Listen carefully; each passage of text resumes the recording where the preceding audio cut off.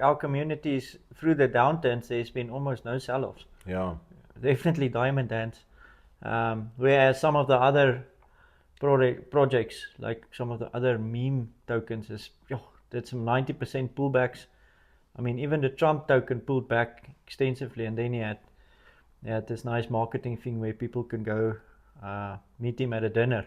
Top, I think, 20 Yes. token holders or something, and then it skyrocketed up again. Yeah, yeah. So, no, well, according to me, Shroom has got a few features that distinguish it from the other projects, meaning this Bitcoin and Ethereum pools, and then also the locked liquidity we've got. Yes. Yeah, I don't know. I heard there was an accident happened, for this 20-year locked liquidity. 20 years is a long time. We don't know what's going to happen in 20 years. Then Optimus robots, Tesla robots would probably run the place, and That's very possible. yeah.